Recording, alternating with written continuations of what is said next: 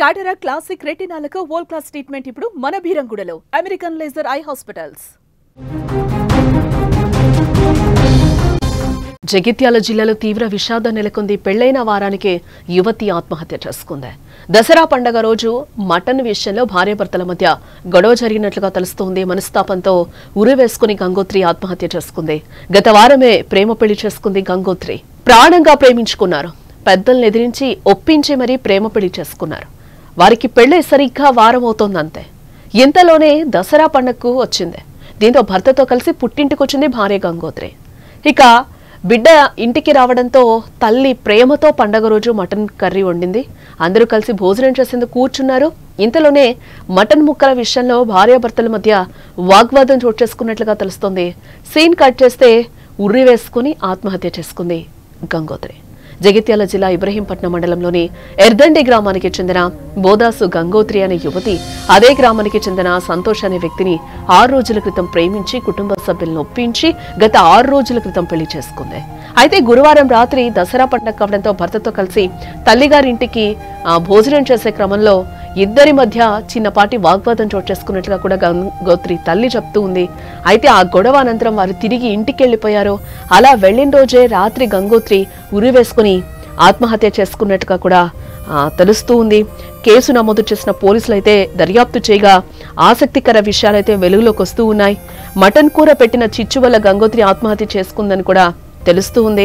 Mutton కూర విషయంలో సంతోష్ గంగోత్రిల మధ్య వివాదం రాజుకుని అది కాస్త పెద్ద గొడవగా మారిందని, దీంతో మనస్తాపం చెందిన యువత ఆత్మహత్య చేసుకుందని కూడా తెలుస్తూ ఉంది.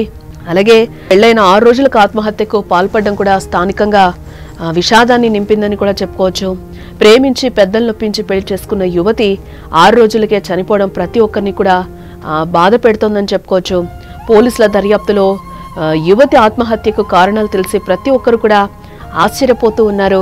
ఇలాంటి కారణాలకు కూడా చనిపోతారని ఆశ్చర్యపోతున్నారు. మటన్ కూరలో కారం ఎక్కువైందనే కారణంతో దంపతులు గొడవ పడ్డారని, దీంతో మనస్తాపం చెందిన గంగోత్రి ఆత్మహత్యకు పాల్పడిందని కూడా పోలీసులు చెప్తూ ఉన్నారు. ఈ క్రమంలోనే దసరా పండుగ సందర్భంగా అక్టోబర్ 2న గంగోత్రి తన భర్తతో కలిసి పుట్టింటికి రావడం జరిగింది. ఈ క్రమంలో మటన్ కూర అంశంలో భార్యాభర్తలు ఇద్దరికీ కూడా చిన్న గొడవైందని కూడా పోలీసులు చెప్తూ ఉన్నారు. గంగోత్రి మటన్ కూరలో కారం ఎక్కువ వేసినందుకు సంతోష్ ఆమె మీద అరిచాడని, ఆ గొడవ కాస్త పెద్దదిగా మారిందని తెలిపారు. అదీ కాక గంగోత్రి తమ ఇంటి దగ్గర మటన్ తినలేదని, మరి పుట్టింట్లో చికెన్ ఎలా తింటుందని సంతోష్ ప్రశ్నించాడని తెలిపారు.